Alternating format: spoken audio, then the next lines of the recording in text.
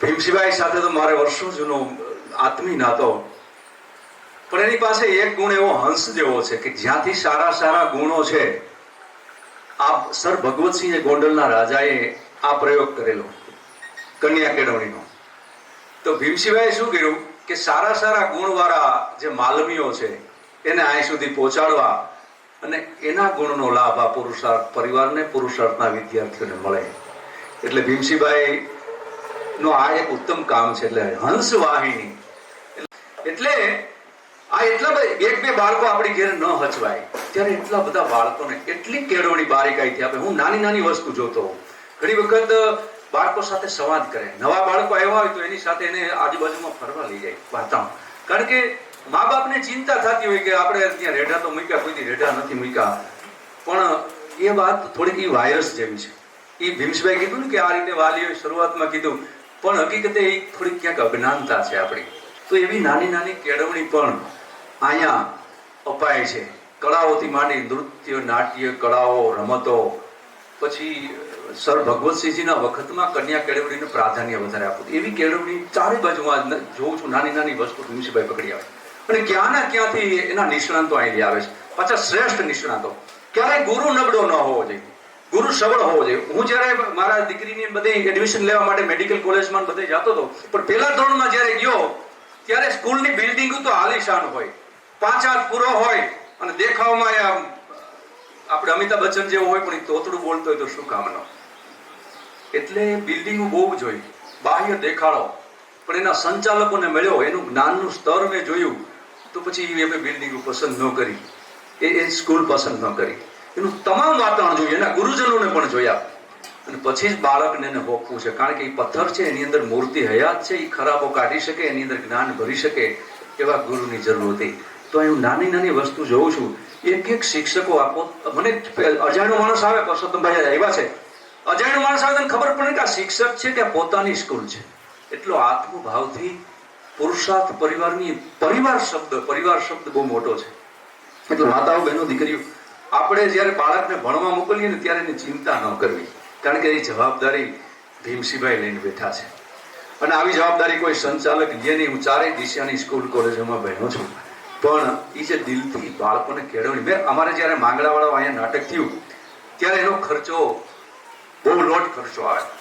ત્યારે અમારે એક બસ પણ અહીં દાનમાં મળી અમેરિકાથી, પણ એના થોડાક રૂપિયા ભરવાના હતા. એટલે અમે ઓફિસમાં બેઠા બેઠા ચર્ચા કરતા તો બેંકના સાહેબે કીધું, સ્પીકર હતું, કે તમારા ખાતામાં 500 રૂપિયા નથી ભીમસિંહભાઈને. એટલે મેં ભીમસિંહભાઈને કીધું, મેં કીધું આ તે આપણે ખર્ચ કરીએ છીએ આમ તેમ. મને કે આ ખર્ચ નથી, રોકાણ છે. આ બાળકો પાછળ જે ખર્ચ કરું છું એ રોકાણ છે અને મારા બાળકો જેટલા જ આ બાળકો મને વાલા છે. આ દિલના શબ્દો. આ એટલું બોલ્યા ને ત્યારે એની આંખમાં જળજળિયા હતા. મિત્રો, એનો સાક્ષી છું અને હજી સુધીમાં આપણે ક્યાંય બંધાણા નથી, પણ પહેલી વાર આને દોરો બાંધી દીધો છે. એટલે એનો આત્મભાવ છે કે અમારે અહીં કંઈક આપવું છે. કે અહીંયા જે વાતાવરણ છે એવું ક્યાંય જોવા નથી મળ્યું. અહીંયા આતંક રાજી થાય છે. આ વિદ્યાર્થીઓ એટલા દિલથી ભણે છે, એટલું નવું નવું શીખે છે, રોજ એના જીવનમાં કામ આવે. ડિગ્રીઓ કંઈ કામ નહીં આવે, પણ ડિગ્રી સાથે જે કેળવણી છે ને જે જીવનના પરમ વધુને પામવા માટે, જીવનની સમજણો પામવા માટે, એ અહીંથી બધી પ્રાપ્ત થાય છે. એટલે મારી પાસે જે જ્ઞાન છે એના માટે શું કરી શકાય કે મને રેડિયો પાસ કરતા 5 વર્ષ લાગ્યા અને દૂરદર્શનના પહોંચતા 12 વર્ષ લાગ્યા. તો અહીંના બાળકોને આપણે આવું જ્ઞાન આપીએ, કારણ કે અહીંના ટેલેન્ટેડ બાળકો. બાકી તો સ્કૂલ કોલેજોમાં અમે બાળકો જોયા હતા, કારણ અહીં વાતાવરણ એવું આપવામાં પૂરું પાડવામાં આવે છે. બધી સ્કૂલોમાં વાતાવરણ પૂરું પાડવામાં આવતું નથી. અમે બરોબર જોયું છે. ત્યારે મેં એક સાહસ કર્યું, કારણ કે દૂરદર્શનનો હું પરમેનન્ટ આર્ટિસ્ટ. મને દિલ્હીથી એની ઓથોરિટી મને એટલી મળી કે તમે બહારના કલાકારો લાવી શકશો એટલી ઓથોરિટી મને આપો, પણ વિદ્યાર્થીઓને ન લઈ જઈ શકીએ, કારણ કે એને પાસ કરવી પડે પેલા સ્વર પરીક્ષાઓ. એટલે મેં સાહેબ મને ઓથોરિટી આપવી હોય ને આર્કાઇવલ રેકોર્ડિંગ કરવું હોય તો જ આપણે રેકોર્ડિંગ કરવું છે, નહીં તો રેકોર્ડિંગ કરવું નથી. એટલે અમારા ગીતોનું રેકોર્ડિંગ મારે લલિતાબેન અમે બે પરમેનન્ટ એના આર્ટિસ્ટ છીએ લોકસંગીતના. એટલે અમે દીકરીઓને અહીં તૈયાર કરી. તો એટલું સરસ આર્કાઇવલ રેકોર્ડિંગ. એટલે ભારત દેશ જીવે ત્યાં સુધી સ્ટોરેજ રહીએ. એ દીકરીઓની 5મી પેઢી પણ એ અવાજ ને એનું ચિત્ર જોઈ શકશે.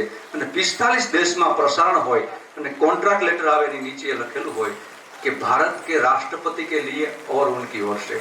પહેલી વખત જો સૌરાષ્ટ્રમાં કોઈ સ્કૂલની દીકરીઓ દૂરદર્શન સુધી ગઈ હોય તો એ પુરુષાર્થ શૈક્ષણિક સંકુલની દીકરીઓ છે. ત્યાર પછી ગુજરાતની એક મોટામાં મોટી ચેનલ પ્રાઇવેટ ટીવી હમણાં શરૂ થઈ રહી છે, લોન્ચ થઈ રહી છે, જીટીવી વાળાની અમદાવાદની અંદરથી. અત્યારે એનું સેટઅપ હાલે છે.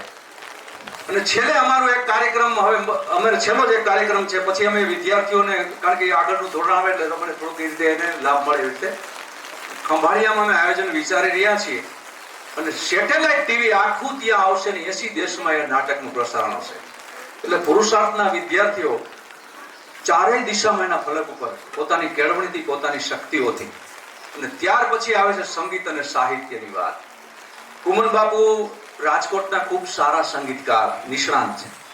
મેં 1 વર્ષથી સુધી એને કીધું કે ભાઈ પુરુષાર્થ શાળામાં તમે સંગીત શીખવાડવા માટે આવો ને, ભલે પગાર માગો એ આપશો. કે જેની પાસેથી હેમંત ચૌહાણ ને લલિતાબેન જેવા મોટા મોટા કલાકારો, હેમુ ગઢવીના દીકરાઓએ જ્ઞાન લીધું છે. તો વર્ષથી સુધી મેં રિક્વેસ્ટ કરી કે આઘું બહુ થાય, 4 કલાક તો મુસાફરી કરવી પડે રાજકોટથી આવીએ એટલે એની બધું જોઈ લીધું.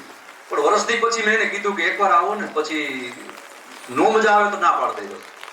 અને કુમન બાપુ આજે લગભગ 6 મહિના થયા તો ભીમસિંહભાઈ આવે છે. એ ક્યાંય બહારગામ નથી ગયા અને પહેલી વખત અહીં અઠવાડિયામાં અહીં આવીને 3 દિવસ સુધી અહીં ભણાવે છે. અને ભીમસિંહભાઈ નું ત્યારે કહું છું, આ બધો મને કે ખર્ચ ને પોતી વળશું, પણ બાળકોનો આજ જે પીરિયડ ગયો છે ને જીવનમાં પાછો પીરિયડ ભણવાનો નહીં આવે. અત્યારે એનો સમય છે અને એના મા બાપે જે આપને ભરોસો મૂક્યો છે એનાથી 10 ગણું વળતર એને આપે.